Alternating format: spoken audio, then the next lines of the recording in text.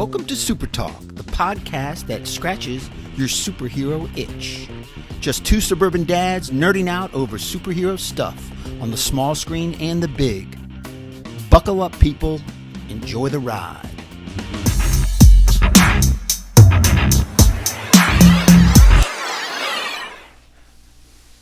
Take two. Take two. We'll start over again. Professor, like a gentleman, are you ready? Yes, sir. Welcome to the weird world of SuperTalk Podcast. In 3. Welcome to Super Talk, the weekly podcast dedicated to news and reviews of comic book media on the big and small screen. This is episode 110. I'm your host, Brian Professor Pettis, and with me, as always, my illustrious co-host, Titanium Tony Estrella. Titanium. Professor, can't remember what I did this weekend.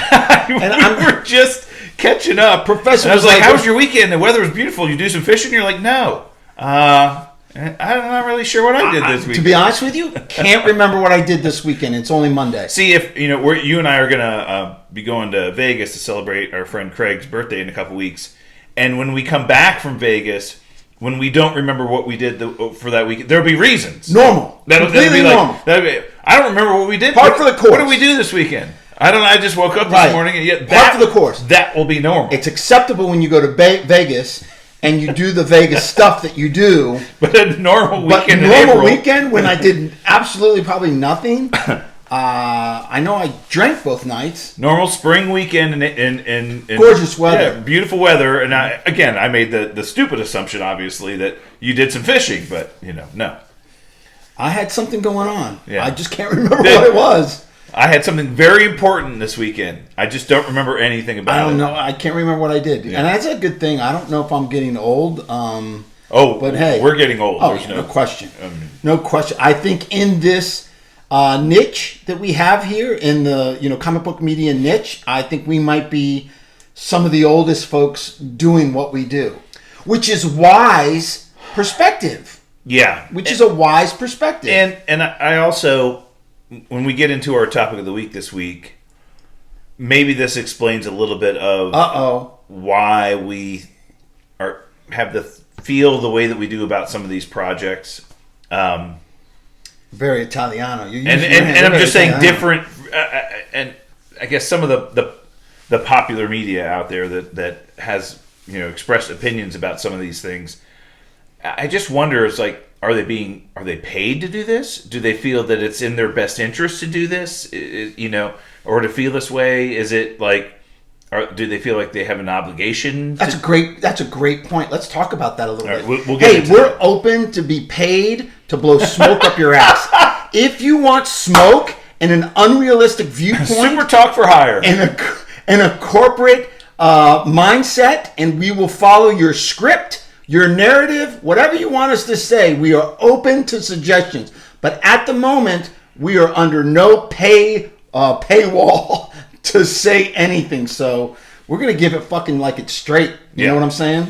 All right. Well, let's, speaking of paying, let's thank the listeners that helped bring this episode to you. And those are our patrons, patreon.com/supertalk. If you want to become a member of the patronship, patreon.com/supertalk. Look, without our patrons, we wouldn't be able to do this show. Well, we would, but we'd be doing it for a lot less. They really help, fund this great exercise that we bring to you guys every week. So patreon.com/supertalk if you want to become a member. And thanks to our patrons. Thank you for those $3. They really help. Yeah. Let's get into the review section. One of the reasons why we're obviously doing a show this week is one of our shows is back. Titans returned to HBO Max this past week, and they dropped 2 episodes. After having been on hiatus for a long time. Gosh, I felt it was like 3 months, 2-3 months that they were off the air. Part 1 and part 2, and this is part 2, right? Yeah, first half of the season, and now we're getting the second half. So we got episodes 7 and 8 this past week. As you might recall, we discussed this last week and we knew this was coming back. The way the first half of the series ended, there was a big confrontation. Brother Blood and Mother Mayhem Mother Mayhem finally convinced her son to become Brother Blood, basically, and he decided to take grasp of his destiny. The Titans went there to stop him, and he used some magical power that he never knew he had, and it seemed like he was killing everybody, but they ended up all surviving. And we find out that he has fully transformed into Brother Blood now. And all the Titans survived except for Garfield, who nobody knows where he is. Garfield's missing, he's gone. And Raven believes that he's not dead, because if he were, I would know if he were dead. Well, we got this hint that he's in some kind of other dimension, right? Garth. Yeah, Garfield. Yeah, Gar, the Beast Boy. But anyway, he's missing, but the rest of the Titans are fine, and they kind of go off and try to decide to try to stop Brother Blood and Mother Mayhem, right? So the rest of the team is now, and Connor goes off on his own, surprisingly, or not surprisingly. I mean, we know he's going off the deep end there. Yeah, he's kind of feeling out his other father, Lex Luthor. He's kind of going down that route, which is interesting. There was a bit of over the 2 episodes, a bit of a side plot with him. His father, Lex Luthor, had left him some hints and some clues, knew that this was going to happen, but basically is convincing him to take hold of his legacy as his son and take over LexCorp and come back and become the son that Lex wanted him to always be, right? And so he's doing that, which is interesting, but really not part of the team. And again, the team itself was going through a bit of a crazy couple episodes as well. They decided to try to stop Brother Blood and Mother Mayhem, find out that they're looking for the Horn of Trigon. Don't know where it is or what it is, but they think that that's what they're after. They end up tracking it down to this little town that nobody's heard of, and 3 of them get trapped there. Yeah. A lot of WandaVision vibes, A little bit, like the town that's not really there, that's in some other dimension. Right. That they're kind of, all these people are trapped in there to protect the horn, and only Brother Blood can extract the horn. Interesting. There was I don't believe you watched too much of Doom Patrol, but in like the 2nd and 3rd season of Doom Patrol, there was a town that was actually sentient. Like the town itself was alive. Oh. And the people that lived in the town were protecting the town, and it was weird. But yeah, I kind of got a little bit of those vibes here too. But yeah, I mean, come to find out that I guess it was Raven, Dick, and Starfire, Corey, I guess they're calling her on the show. They get trapped in this town. It's like it's being hidden by magic. It's there, but it's not there. Nobody can see it. Yeah. It's being hidden by magic, and they're kind of trapped in the town by magic as well. And the only reason they were able to get there is because somebody that had Trigon blood, which was Raven, was kind of helped them get into the town. Right? That's the only reason they were there. Yeah. And then they end up being kind of brainwashed to some degree. There was some music that was being played. They become Carol and Ted. They're married, and they become part of the town. Who was the person or thing that was strapped up in the radio station? That's somebody who had some superpowers, obviously, and that was broadcasting this music and was using the music as a way for hypnotic suggestions and things like that. Yeah, right? He was hooked up to the bloodletting. It was almost like something like that. It was weird looking. Yeah, and no explanation of that. The only 2 people in the town that kind of knew who they were and what they were doing were 2 people that were deaf. Right, they couldn't be brainwashed by the music because they were deaf. They read lips. They spoke perfectly, but they read lips. Yeah. Anyway, that interesting, and you probably won't be surprised by this. Brother Blood, Mother Mayhem show up. They find the horn. They're able to escape with it, and then the Titans are able to escape with some help from Tim, who's still on the outside, and Bernard from Star Labs, and we got a little bit more about the relationship between the 2 of those guys. Yeah. That's kind of part of the storyline. Part of the storyline is Warner Brothers in a nutshell. So anyway, that's the way the episode ends. They're now going to have to go off and find Brother Blood and Mother Mayhem and what they're going to do with this horn. So I guess we'll find out what's going on with that. I liked it. It was a little slow. Yeah.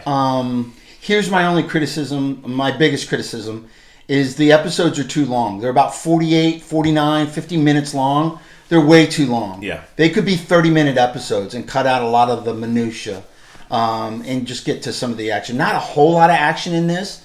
A lot of storytelling that seemed to kind of drag on. Like the whole sheriff was the protector of the horn, and all these people were, servants of Brother Blood, or what's to come. I guess they're gonna blow the horn and call Trigon into this dimension, or at least try to. It just dragged on a little bit for me. I still love the show. I like the characters. I like the actors. I like the characters a lot. Me too. I mean, I agree with you, Titan, that over the 2 episodes, I can only think of 2 quote-unquote action scenes. Yeah, Dick Grayson basically fighting twice. Yeah, that was great. The fight in the church, yeah, with all the cops, that was cool. Yeah. I need more of that. I need more action. That was it. Yeah, over 2 episodes. That's pretty much it. So, well, and hopefully, like I agree with you, Tony. I think they're using these episodes as setup. They have filler and plot, storylines and all kinds of other things. And looks like based on what we kind of know what's happening, Connor is devising some plan. We know that he's going to meet, or at the end of the episode, the way the episode ended was he meets Brother Blood in a restaurant and says, hey, I think we can work together, on this. And 45 minutes, 49 minutes, 50-minute show, obviously the special effects can be very costly in that time of a show. So they're obviously cut that back, way back. And it kind of showed in these 2 episodes. Maybe that's why Garfield's in another dimension, so they don't have to worry about transforming him into other animals. The next episode will be where he is in his. We'll find out what's going on with him. The next episode will be all him. Oh, great! Which will be great. I'm looking forward to it. Still like the show. Just drags on a little bit too much, and it's too long. And we already know. I mean, this is something James Gunn has told us, and they've made it pretty clear. This is the final season of this show. They're not coming back. Titans is not going to be renewed. Does that mean that these characters don't have a future in James Gunn's DCU? Who knows? No, we don't know. We don't know anything. We do know, well, what we've at least surmised is that the Batman movie that he's working on not only will feature, it's supposed to feature the Bat family. So theoretically, Nightwing or a version of Dick Grayson will be in that movie. So we'll see. Yeah, we'll see. Interesting. But not bad. No, not bad. And we'll talk about it each week and kind of give a brief synopsis in our review. That's what we'll do. All right, let's jump into some of the news sections. Rumor out there that the Armor Wars movie, again, this is a project that was announced, back in 2020. Originally coming to Disney Plus as an Armor Wars, starring Don Cheadle as Rhodey. Going to be in his own series on Disney Plus. Great. Then last year we hear, well, it's not going to be a Disney Plus series anymore. They're making it into a major motion picture. Right. Oh, okay. Even better. Fantastic. We'd love it. Now we're hearing not only it's possible, highly likely, that they're changing the name of this from Armor Wars to something else. Oh, boy. And it's not going to be what we thought it was going to be about. Tony Stark's technology getting out in the wild and Rhodey having to chase it down and track it down. We hear an Ultron version of Ultron that's still around, yeah.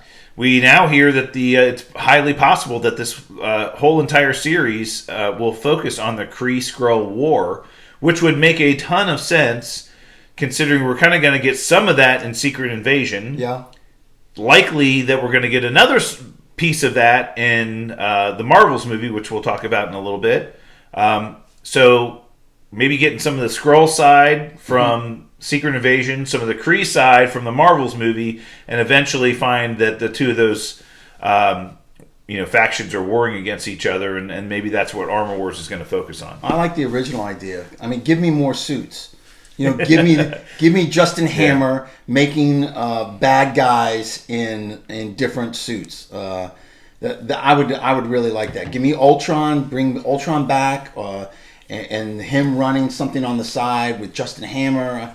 That would be cool. But there's a lot of these are rumors. Yeah. And this them introducing the Secret Warriors with the really gorgeous chick from Agents of S.H.I.E.L.D., Chloe. Oh yeah, you're talking about Quake, the character Quake. Character Quake, but her name's Chloe. Yeah. Oh, Professor. if they bring her back, I'm all in. Yeah. Oh, I don't care what it's about. It could be about Skrulls, Krees, blue, red, yellow. I don't care what kind of creatures you put in there. If that special creature is in there, I'm all in. I love it. And again, these are just rumors at this point in time. This project is one of those projects that is likely going to be a victim of a lot of the schedule changes and pushes and getting pushed way out now. Wow, they're pushing everything, man. Yeah, this one was, in theory, supposed to come out, I believe, next year. And, at this point in time, they're not starting to film this. Or no, there's not happening. So, anyway, that's just a rumor out there.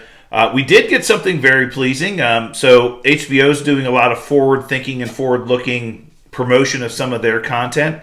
And Matt Reeves and HBO decided to drop a nice little trailer, or at least a piece of a trailer, a first look into the Penguin series. They did the same thing. HBO's doing this they're talking about bringing Lord of the Rings back. They're talking about doing a we don't get rebooting. Paid every time you say HBO, right? Right. We're supposed to promote Max. That's what they told me from corporate. HBO Max? No, Max. They're changing HBO Max to just Max. Is They're it? Streaming, yeah. They've combined Discovery and Warner Brothers streaming and a bunch of other streaming service into the HBO Max family, and now they're going to rebrand their streaming service as Max.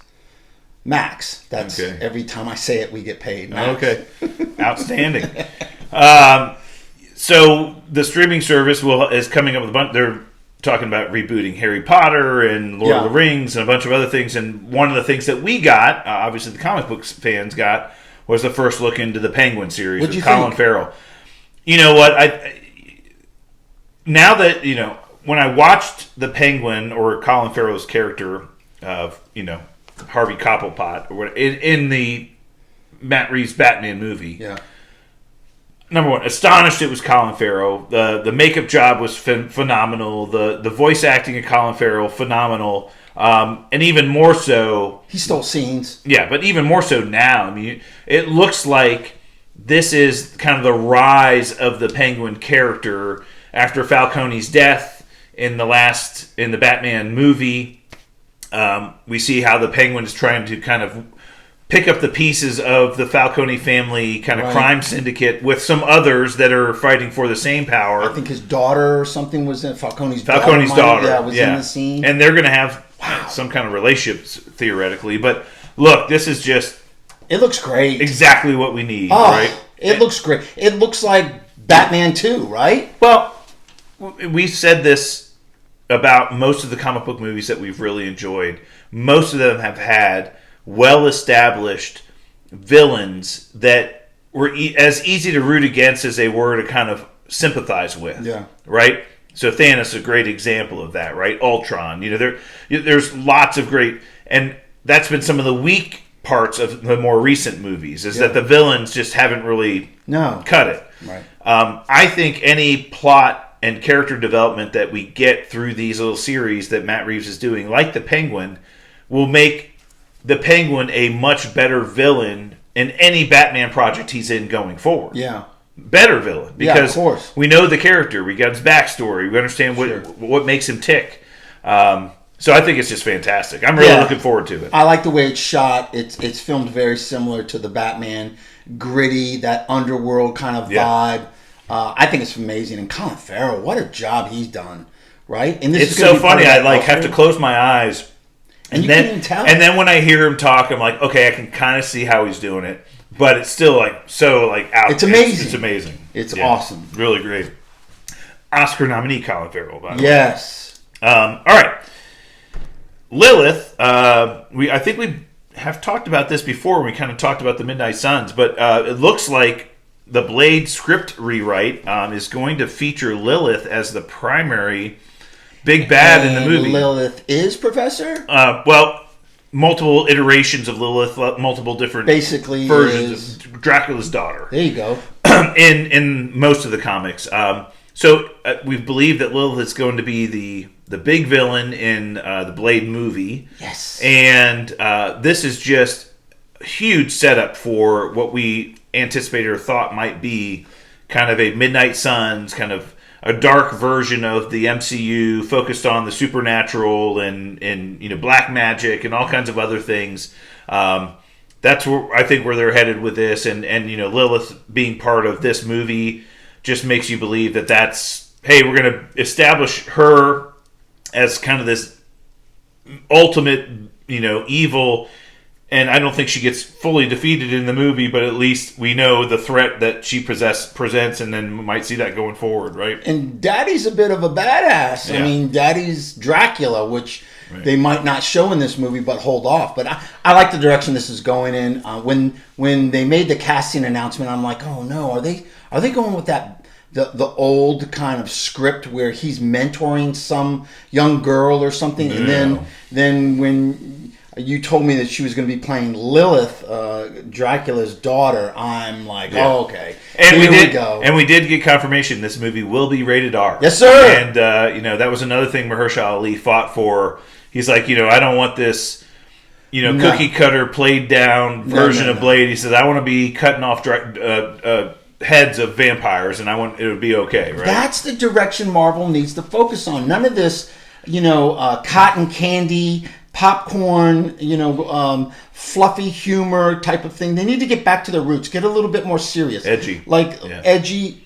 I think Fantastic Four is going to head in that direction. I'm hoping. But yeah, this is where they need to go. They need to get serious. They need to kind of make more of edgy. Well, look, Deadpool printed, made rated R movies be a possible thing for the comic. I mean, most comic book studios, or we'll say, DC and Marvel at the time, most of them were just so afraid to have a rated R movie because they're like, there's a huge gap. We're going to cut off so much of the audience we want to pander to. We're going to lose it at the box office. Well, Deadpool 1 and 2 killed it in the box office, even though it was a rated R. And then, even better, he comes out with a PG-13 version of the movie, 6 months later and releases it around the holidays.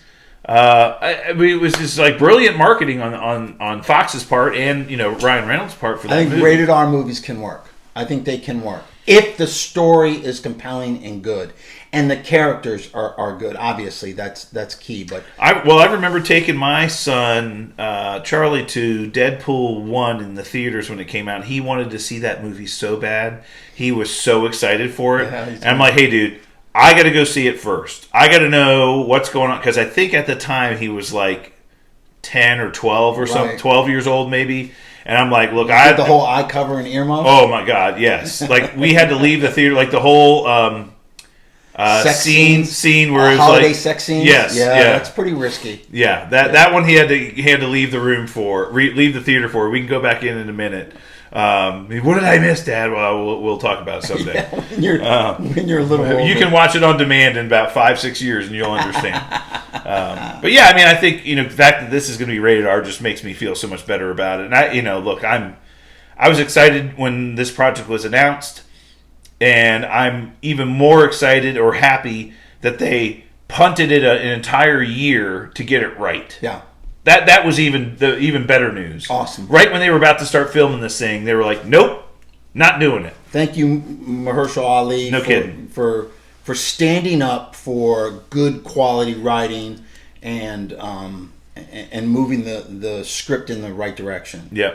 Hey, was the first Blade movie R? Yeah. Oh yeah. Oh yeah. Oh yeah. Yeah. Oh, with the one with Wesley Snipes. Yeah. Oh yeah. Okay. Oh yeah. There was. I mean, literally, I think the first scene of that movie. Remember, he's in that nightclub. Yeah. Oh, chopping heads oh off. my God! It's like disintegrating. Like Oh yeah, it was crazy. That's great. Yeah. Look, this is a hot take here. Wait, you said I'm sorry, Professor. Midnight Suns. Can you just explain that real quick for people that aren't familiar with them? Yeah, we I think if you go back I think we did a topic of the week on the Midnight Suns several episodes ago, probably 20 episodes ago. So if you want to check out one of our previous episodes, we talked about it. But it was a team of individuals that were put together, led by different people at different times, has a long history in Marvel Comics. But think of it, Doctor Strange, the Night Stalkers, Blade, Ghost Rider, Morbius. There's been most of these supernatural superheroes were on this team that was really built to fight against one of the villains. Yeah, one of the iterations of the Midnight Suns in the comics was put together to fight against Lilith, which is what makes me believe that this Lilith being in the Blade movie is really marching toward that direction, like demonism, occult, Dracula, focus vampires, werewolves. Yeah, I like it. Okay, cool. So we did cover that. I know we did back in Moon Knight days, I think. I think we did. So go check that out. Several sources are now indicating that Mephisto, which was originally rumored to be being played by Sacha Baron Cohen, is now highly likely to be played by Aubrey Plaza. So here's the background on this one. Hollywood Reporter was the one that came out and said that Sacha Baron Cohen had been cast by Marvel in a project, and that he was being linked to the Ironheart series.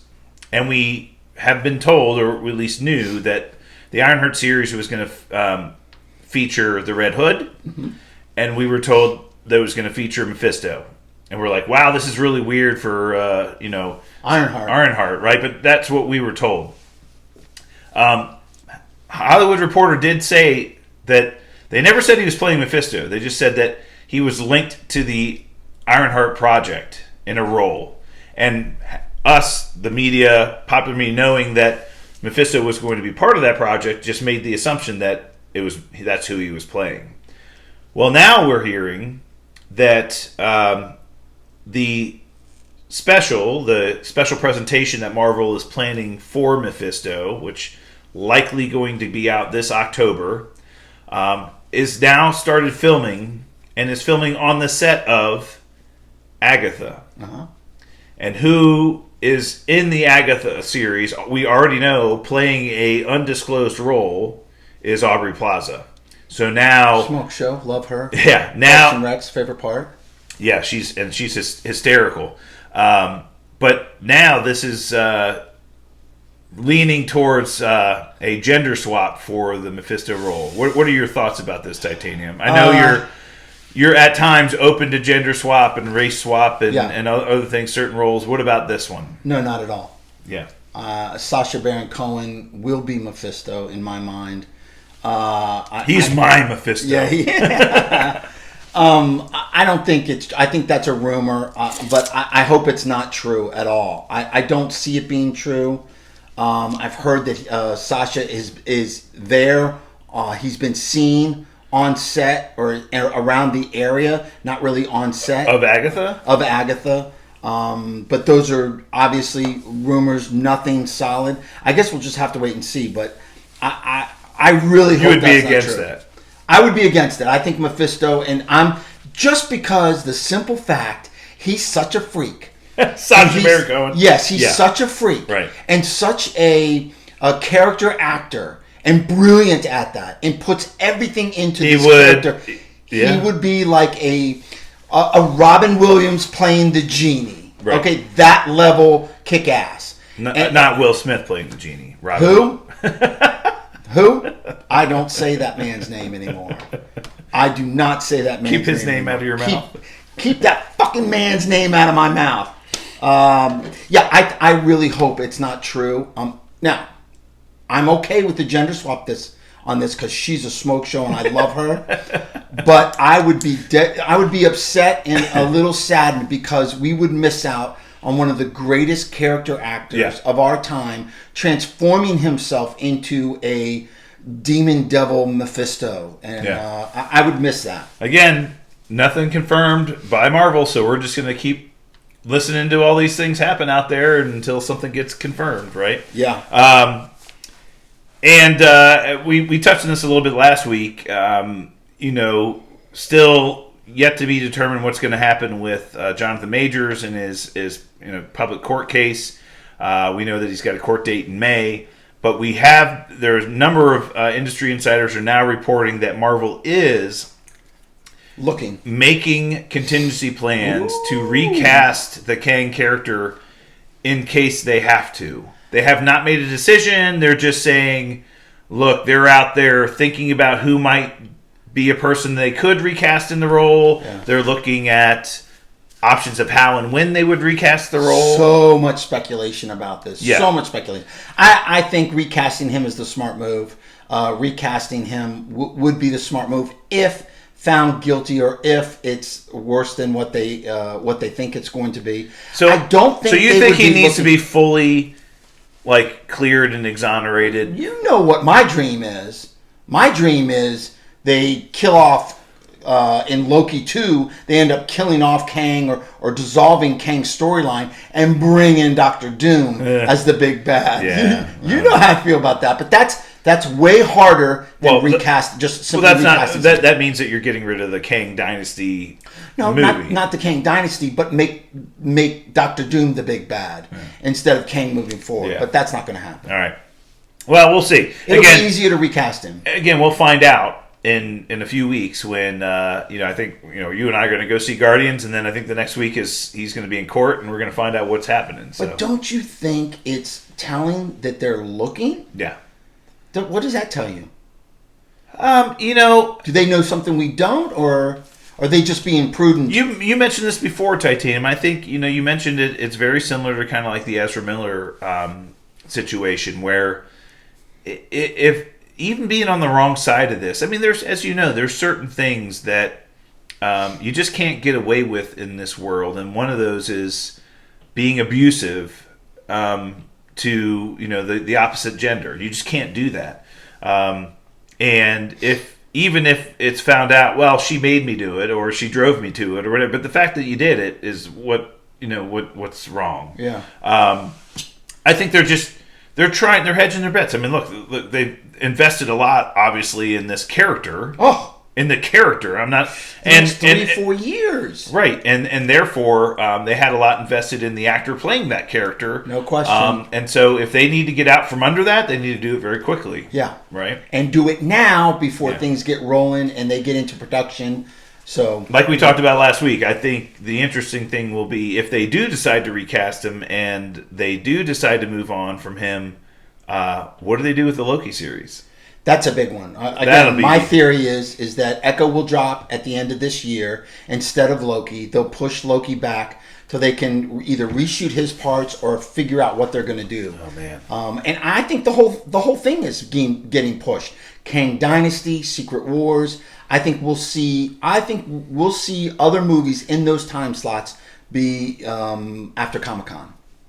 I think we'll get a better. So the ones that have been rumored, like a Shang-Chi 2, Doctor Strange 3. Doctor Strange 3, that's a tough one. I don't know about that one. No, but that's been rumored that's coming out. That's because that's going to affect the whole thing that they're the incursions that they alluded to or teased at the end of Doctor Strange 2 with Clea. Them going into the dark dimension to figure out what the hell's going on with this incursion. I'd like to see that. Well, they're saying that may be a very big part of what happens in Secret Wars, so they may have to do that before. Yeah, I think they're going to start shuffling a lot of stuff. Not only slow down and give us quality over quantity, but I think they're going to do that by pushing all these entities that we think are coming pretty soon.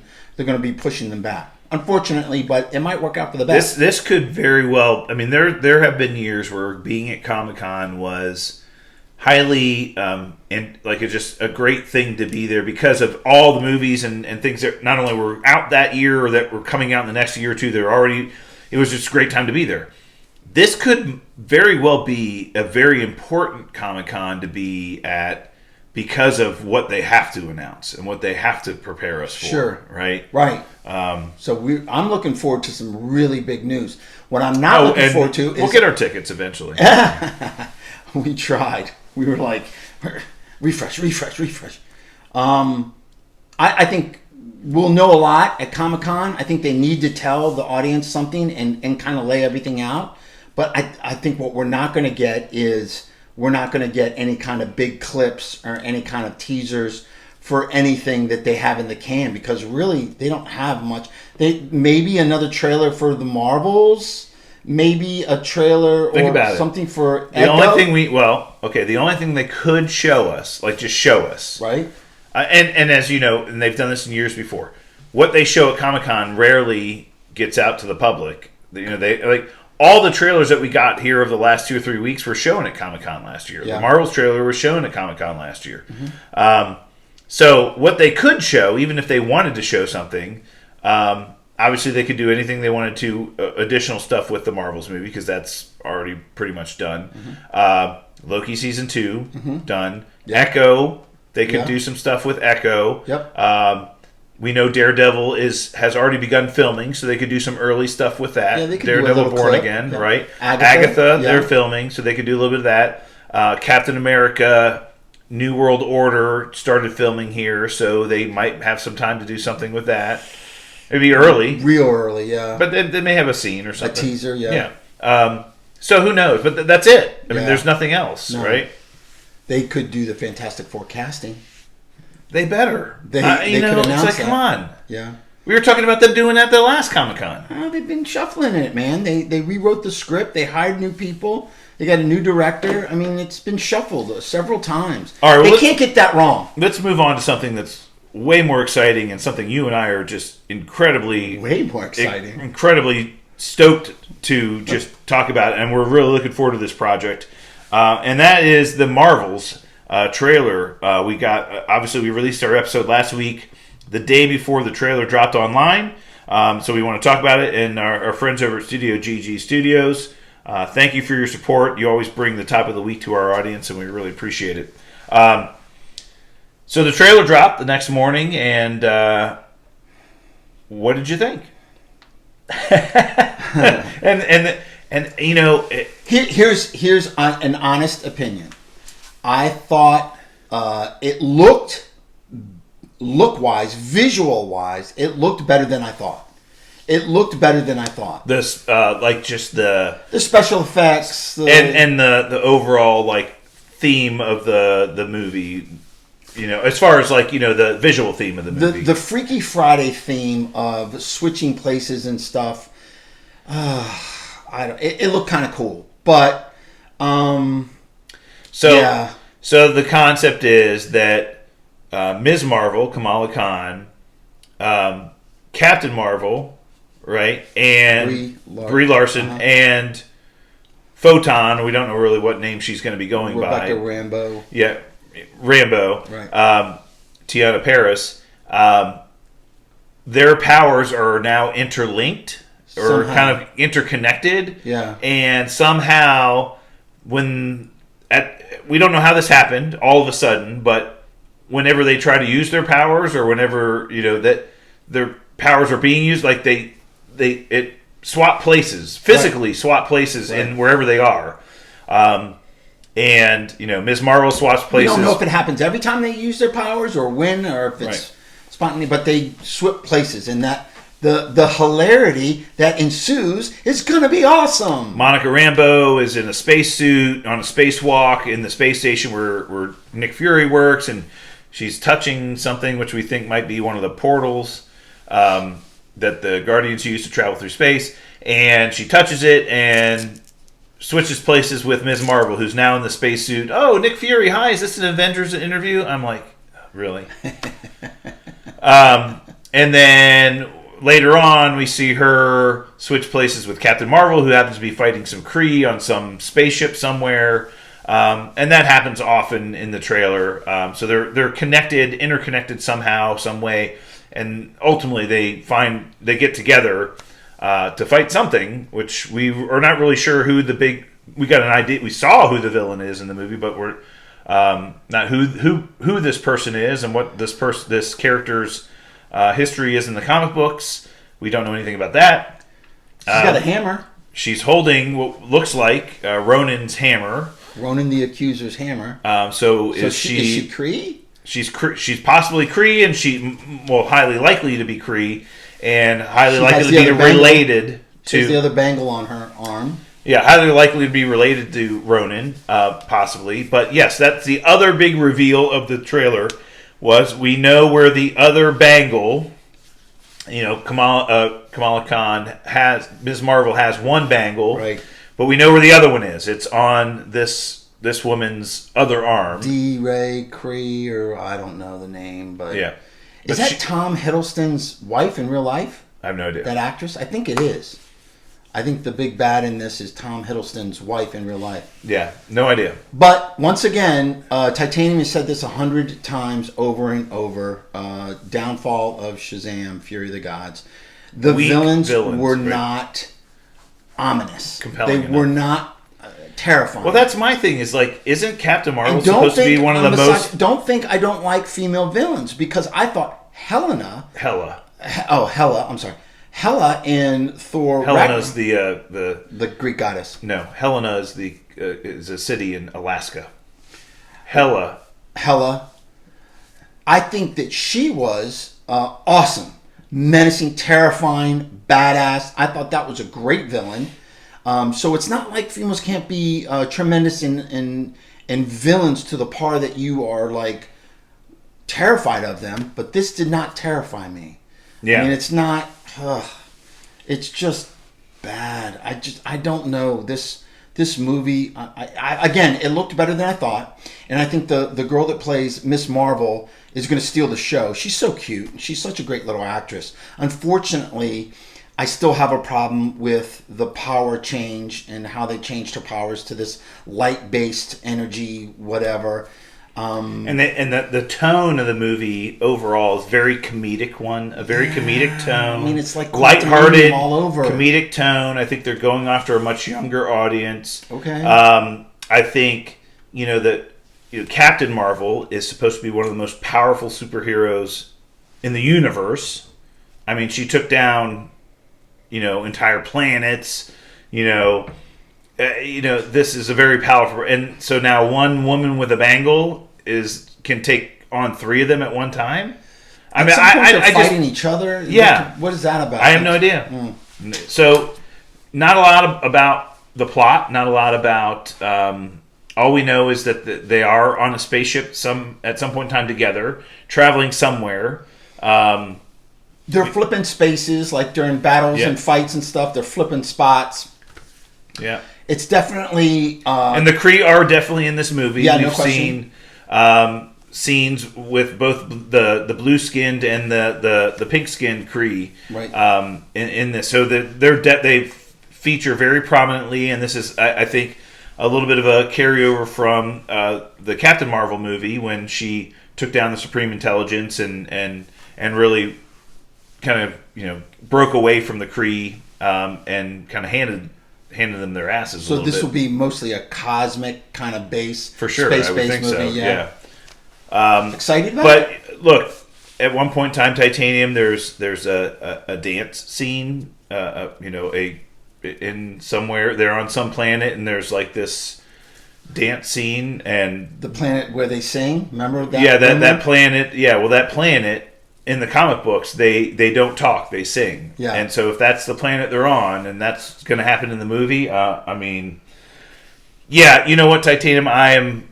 Look, I'm trying to be positive. I'm going to reserve judgment. Yeah, we're absolutely going to see it, but just the tone of this movie, what they're trying to accomplish, in regards to what they're setting up with this movie, is in regards to the future of the MCU. I don't know where it fits in that. Right. That's a big question mark for me.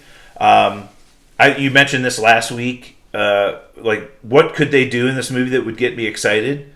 If the Silver Surfer ended up being in this movie, I would get excited. Yeah. That would get me excited. Yeah, I agree. If maybe even other space-based big characters like the Galacticus or Galacticus. If he showed up, if like the Starjammers, the Shi'ar Empire, if the there's just lots of space-based things they could do that would be cool. I don't know, and so I can see you're holding it back. You're trying to be so positive, Professor. That's good. No, look here. What's the good news, right? We don't know enough. Brie Larson's a smoke show. She is. Yeah, they all are. Yeah, they're cute. The girl's cute. I think she's going to steal the show. We're not going to talk about how it's the most disliked trailer on YouTube. We're not going to talk about that. We're not going to talk about the rabid Miss Marvel fans that are defending it tooth and nail online. See, and that's the thing that I just wish. Look, I'm sorry. Even the concept of the three of these superheroes getting together in the same movie doesn't excite me. It's not like, oh my God, finally they're together. Yeah. It's just not a storyline or a plot line or something that I've been looking forward to forever. It's just not. Right. So that in itself is something that's not going to really excite me. I don't have anything against any of these characters on their own, let alone do I ever want to see them in a movie. But they're all B-list characters, B? Yeah. No, some of them are C. Yeah, exactly. Some of them are C-list. And so to put them all together in the same movie, I mean, it's not exciting to me. I think Captain Marvel might be a B+, but still a B. Right, but again, the storyline and the plot, and where does it fit into the larger MCU story and what they're trying to establish in Secret Wars? You need that. You need more of that, right? I need that to understand why I'm excited. But look, when this trailer comes out, you've got people reviewing it online talking about how they're so looking forward to this project, and it's just one of the biggest movies in 2023 that they're looking forward to. Do you think that's what it is? Oh, come on. They're either getting slid information. I'm watching, and you know what? I do think some of these people are legitimate comic book fans and legitimate. I agree. And legitimate superhero. But they're afraid to nerds. They're afraid to get away from the narrative. And I'm watching their faces when they're saying what they're saying, and I'm like, are you expecting me to believe every word that's coming out of your mouth right now? Because you can't tell me you're excited about this project. You can't tell me that this trailer blew you away. Yeah. You can't tell me that you're so looking forward to seeing these characters together on the big screen. I'm like, I didn't get that from the trailer. No. So what? How did you get that from the trailer? It looked a little better than I thought it was going to look, but I think it's going to be silly. Again, they would have had to have shown me something like Silver Surfer or something pretty cool, pretty badass for me to even think about getting excited. I'm just not excited for this at all. I'll see it. Hopefully when it comes out in November, we'll have a little bit more to go by, and there'll be like a little more. What superhero movie that you've seen that you would describe as silly really got you excited? I would even Thor Ragnarok had a little comedy, had a very comedic undertone to that movie, but I would never call it silly. This movie seems like they're going for silly. Yeah. Well, Thor: Love and Thunder, I had big hopes for that movie, really big hopes, and I knew it was going to be silly by some of the comedy and some of the trailers that they released. It looked silly, and I wrote that off as, it looks fun. It's going to be fun. It's going to be a fun movie. And probably one of our least favorite Marvel movies in the last 3 years. No question. Yeah. No question. I liked Quantumanium better than I liked Thor Ragnarok, Thor: Love and Thunder. I'm not going there yet. But, at least Doctor Strange 2 had a dark undertone. It had some serious consequences. Yeah. And it's just, even if there were parts of that that wish they did differently or better, that at least was compelling. It was like, oh my God, this is like, she's pissed off. Like she just killed the Illuminati. Right. And that was serious. And the box office showed it. It made over $128 million in profit. Yeah. But look, again, there's all kinds of rumors of why it was delayed and the reasons behind the delays and the need for the delays and massive reshoots and all kinds of other things. I don't think that, number one, even if that were true, would it have changed the plot of the movie so much? I don't think so. But I don't know. I've got to see more. Like, tell me what they're trying to do. Who's the big bad and why is she Why is what she's doing something that they need to fight against? And how is it going to fit into the larger story that Kevin Feige's mapping out over the next 5-6 years? I just need to know some more about that. Again, this is the first thing we've seen. Very optimistic. Yeah. You're gonna be optimistic until you know more. Right. But don't... I would never come on this show and go, oh my God, that was the greatest trailer I've ever seen in my life. Yeah. Like, no, I don't know if I had to do that about any trailer. Well, I think we were pretty excited about Spider-Man No Way Home. That trailer, when that first came out, yes. Kind of kicked our ass. We did it. We did our own episode just for that trailer. That was pretty good. Again, I'm trying to be positive about this. I know. It's hard. I do like these characters, and I do think that they could play a very important role in the teams that they're on and how the Avengers and other teams need them, and their powers could be a very good fit into some of the things that need to happen. But a little tough. Yeah. We'll wait and see. Yeah. All right, Professor, let's ring the bell. All right. Well, that's it for us this week. We'll be back next week for more Super Talk. To get in touch with us on social media, hit us up via email, supertalkpodcast@outlook.com or @supertalkpod on Twitter. Until then, stay super, everyone. And we're out. Thanks, YouTube. Like and subscribe.